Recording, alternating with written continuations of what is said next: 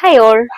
അപ്പൊ ഇന്ന് നമ്മൾ വിന്ററുമായിട്ട്, അതായത് തണുപ്പുമായിട്ട് ബന്ധപ്പെട്ട കുറച്ച് ഇഡിയമാറ്റിക് എക്സ്പ്രഷൻസ് ആണ് പഠിക്കാൻ പോകുന്നത്. അപ്പൊ നമുക്ക് ഇത് തണുപ്പിലല്ല, അല്ലാതെ നമ്മുടെ ലൈഫ് സിറ്റുവേഷൻസിൽ പല സമയത്തും ഉപയോഗിക്കാൻ സാധിക്കുന്നതാണ്. അപ്പൊ നമുക്ക് അത് പഠിക്കാം.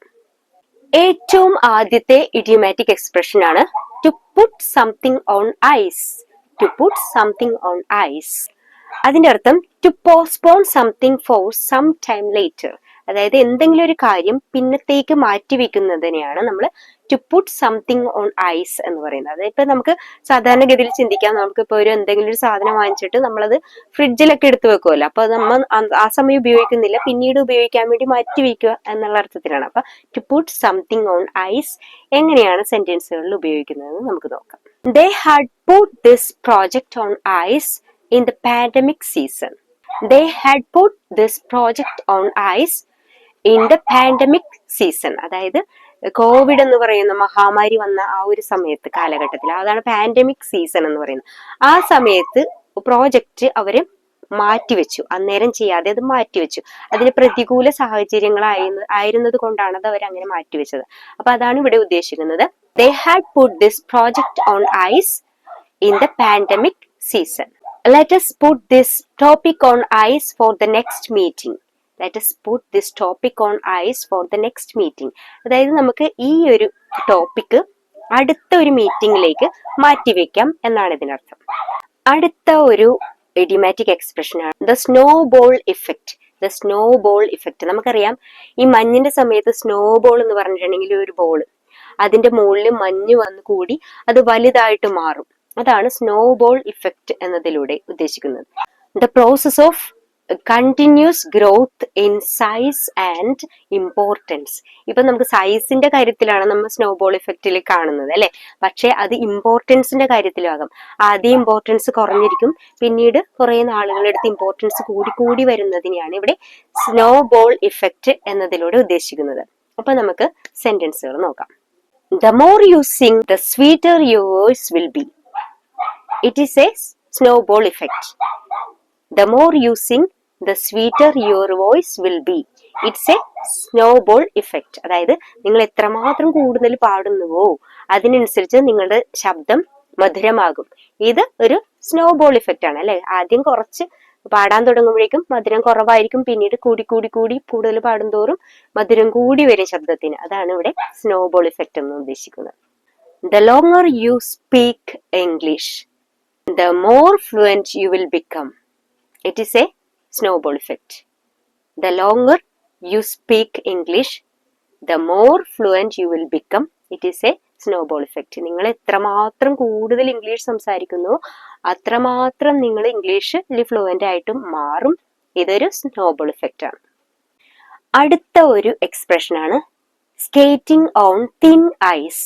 സ്കേറ്റിംഗ് ഓൺ തിൻ ഐസ് എന്ന് വെച്ചിട്ടുണ്ടെങ്കിൽ to be in a dangerous risky situation. അതായത് കൂടുതൽ സാഹസികത നിറഞ്ഞ അപകടകരമായിട്ടുള്ള സാഹചര്യത്തിൽ ആയിത്തീരുന്നതിനെയാണ് നമ്മൾ സ്കേറ്റിംഗ് ഓൺ തിൻ ഐസ് എന്ന് പറഞ്ഞാൽ. തിൻ ഐസ് എന്ന് പറഞ്ഞിട്ടുണ്ടെങ്കിൽ കട്ടി കുറഞ്ഞ ഐസ്, അതിലൂടെ സ്കേറ്റ് ചെയ്യാന്ന് പറഞ്ഞിട്ടുണ്ടെങ്കിൽ അറിയാം എന്താ സംഭവിക്കാൻ പോകുന്നത് എന്നുള്ളത്.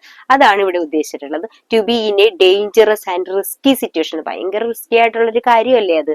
അതാണ് ഇവിടെ എക്സ്പ്രഷൻ ആയിട്ട് ഉപയോഗിക്കുന്നത്. സ്കേറ്റിംഗ് ഓൺ തിൻ ഐസ് എങ്ങനെ സെന്റൻസുകളിൽ ഉപയോഗിക്കാമെന്ന് നോക്കാം. If you don't stop spending your money foolishly, you will be skating on thin ice. If you don't stop spending your money foolishly, നിങ്ങൾ ഇങ്ങനെ വിഡ്ഢിത്തരം കാണിച്ച് അനാവശ്യമായിട്ട് നിങ്ങളുടെ പണം ഇങ്ങനെ ചെലവഴിക്കുകയാണെങ്കിൽ അവസാനം എന്തായിട്ട് മാറും? You will be skating on thin ice. നിങ്ങൾ നിങ്ങളുടെ ലൈഫിനെ തന്നെ അവസാനം കൊണ്ടുപോയി നിങ്ങൾ റിസ്കി ആയിട്ടുള്ള അല്ലെങ്കിൽ ഡേഞ്ചറസ് ആയിട്ടുള്ള സിറ്റുവേഷനിൽ കൊണ്ട് ഇടുകയായിരിക്കും ചെയ്യുന്നത്. നിങ്ങൾ റിസ്കി ആയിട്ടുള്ള ഡേഞ്ചറസ് സിറ്റുവേഷനിലായി മാറും എന്നാണ് ഇതിനർത്ഥം. If you are going to that strange place you will be skating on thin ice. നിങ്ങൾ ആ അപരിചിതമായിട്ടുള്ള സ്ഥലത്തേക്കാണ് പോകുന്നതെങ്കിൽ നിങ്ങൾ എങ്ങോട്ടാണ് പോകുന്നത്? അതായത് ഡേഞ്ചറസ് ആയിട്ടുള്ള റിസ്കി ആയിട്ടുള്ള ഒരു സിറ്റുവേഷനിലേക്കാണ് പോകുന്നത് എന്നാണ് ഇതിനർത്ഥം. അടുത്തൊരു എക്സ്പ്രഷൻ ആണ് the tip of the iceberg. The tip of the iceberg എന്ന് പറഞ്ഞാൽ എന്താണ്? The tip of the iceberg എന്ന് പറഞ്ഞാൽ ഒരു ഐസ്ബർഗ് ഒരു മഞ്ഞുമല, അതിന്റെ ഒരു ടിപ്പ് മാത്രമേ നമുക്ക് മുകളിൽ കാണാൻ പറ്റുള്ളൂ. ബാക്കി ഭൂരിഭാഗവും കടലിനടിയിലേക്കായിരിക്കും. അതുപോലെ ചില സാഹചര്യങ്ങളിൽ നമുക്ക് ചില കാര്യങ്ങളുടെ ടിപ്പ് മാത്രമേ കാണുള്ളൂ.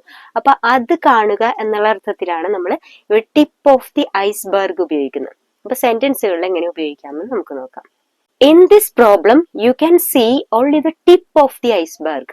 ഈ ഒരു പ്രശ്നത്തിൽ നിങ്ങൾക്ക് കാണാൻ സാധിക്കുന്നത് ഒരു ചെറിയ ഭാഗം മാത്രമാണ്. അതായത് നിങ്ങൾ ഈ പ്രോബ്ലത്തിന് പൂർണ്ണമായിട്ടും കാണുന്നില്ല, അതിന്റെ ഒരു ചെറിയ ഭാഗം മാത്രമാണ് നിങ്ങൾ കാണാൻ കഴിയുന്നത് എന്നാണ് ഇതിലൂടെ അർത്ഥമാക്കുന്നത്. In this problem you can see only the tip of the iceberg. Don't judge others by seeing only the tip of the iceberg. Don't judge others by seeing only the tip of the iceberg എന്ന് പറഞ്ഞാൽ ഒരു പ്രശ്നത്തിന് എന്തെങ്കിലും ഒരു കാര്യത്തിന് ചെറിയൊരു ഭാഗം വെച്ചുകൊണ്ട് നമുക്ക് മറ്റുള്ളവരെ വിധിക്കാനായിട്ട് സാധിക്കുകയില്ല. അപ്പം പൂർണ്ണമായിട്ട് കാര്യങ്ങൾ കണ്ടതിന് ശേഷം മറ്റുള്ളവരെ വിധിക്കുക എന്നാണ് ഇതിനർത്ഥം. അടുത്ത ഒരു എക്സ്പ്രഷനാണ് the dead of winter. The dead of winter എന്ന് ഉദ്ദേശിക്കുന്നത് ഈ തണുപ്പ് കാലത്തിലെ ഏറ്റവും കൂടുതൽ തണുപ്പുള്ള സമയം. അതായത് തണുപ്പ് കാലം എന്ന് നമ്മൾ ഉദ്ദേശിക്കുന്നത് ഇപ്പൊ ഡിസംബർ ജനുവരി ആണെങ്കിലും ഏതെങ്കിലും ഒരു പർട്ടിക്കുലർ പോയിന്റ് ഓഫ് ടൈമിൽ ഭയങ്കര തണുപ്പായിരിക്കും. അതാണ് ദ ഡെഡ് ഓഫ് വിന്റർ എന്ന് ഉപയോഗിക്കുന്നത്. അപ്പൊ നമുക്ക് ഡെഡ് ഓഫ് വിന്റർ എങ്ങനെ സെന്റൻസുകളിൽ ഉപയോഗിക്കാമെന്ന് നോക്കാം. It was the dead of winter so I could not go out. It was the dead of winter so I could not go out. Winter സമയത്ത് മഞ്ഞുകാലത്ത് ഏറ്റവും കൂടുതൽ തണുപ്പുള്ള സമയമായിരുന്നു, അതുകൊണ്ട് എനിക്ക് പുറത്ത് പോകാനായിട്ട് കഴിഞ്ഞില്ല. In the dead of winter we feel so lazy.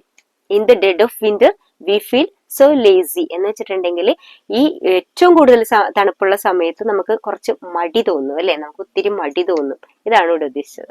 അടുത്തൊരു എക്സ്പ്രഷൻ ആണ് ബ്രേക്ക് ദി ഐസ്.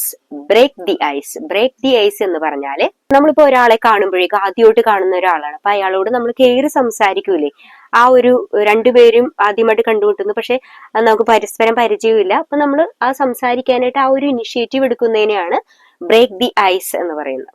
അപ്പൊ ബ്രേക്ക് ദി ഐസ് എങ്ങനെ സെന്റൻസുകളിൽ ഉപയോഗിക്കാമെന്ന് നോക്കാം. I broke the ice and started to speak with the stranger. I broke the ice and started to speak with the stranger. അതായത് അപരിചിതനായിട്ടുള്ള ഒരു മനുഷ്യനോടുള്ള ആ ഒരു സംസാരം ഞാൻ സ്റ്റാർട്ട് ചെയ്തു. ഒരു രണ്ടുപേർക്കും അറിയില്ല, അപ്പൊ അതുകൊണ്ട് ഞാൻ സ്റ്റാർട്ട് ചെയ്തു. I broke the ice. For breaking the ice she asked his name. For breaking the ice she asked his name. ആ സംസാരം തുടങ്ങുന്നതിന് വേണ്ടിയിട്ട് അവള് അവന്റെ പേര് ചോദിച്ചു. പേര് ചോദിച്ചുകൊണ്ട് ആ സംസാരം സ്റ്റാർട്ട് ചെയ്തു. അതാണ് അതിനർത്ഥം. നമുക്ക് ഒത്തിരി ജോലി ചെയ്യാനുണ്ട് എന്ന് കാണിക്കുന്ന ആ ഒരു എക്സ്പ്രഷനാണ് സ്നോഡ് അണ്ടർ. സ്നോഡ് അണ്ടർ. ഒത്തിരി ജോലികളുണ്ട്, അപ്പൊ അതുകൊണ്ട് എനിക്കിന്ന് പുറത്തു പോകാനായിട്ട് സാധിക്കൂല. അപ്പൊ നമ്മൾ എങ്ങനെ പറയും? I cannot come out today.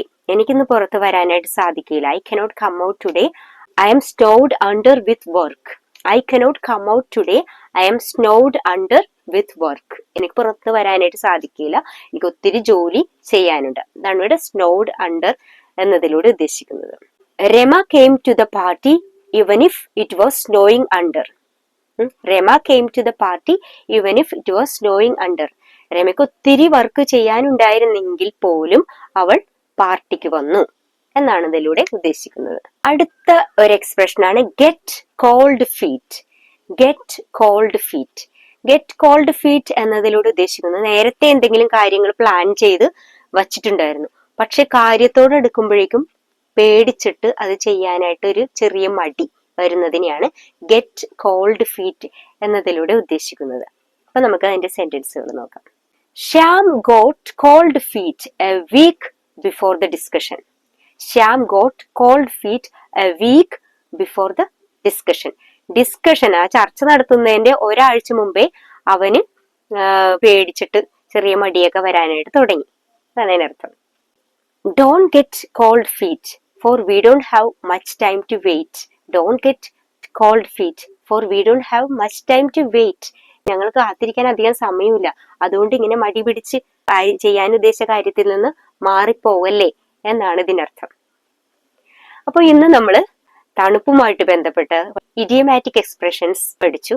അപ്പൊ നിങ്ങളുടെ സംസാരത്തിൽ ഇതെല്ലാം ഉപയോഗിക്കാനായിട്ട് ശ്രദ്ധിക്കുക. വീണ്ടും അടുത്തൊരു ടോപ്പിക്കുമായിട്ട് നമുക്ക് അടുത്ത ക്ലാസ്സിൽ കാണാം. അതുവരെ എല്ലാവർക്കും ബൈ.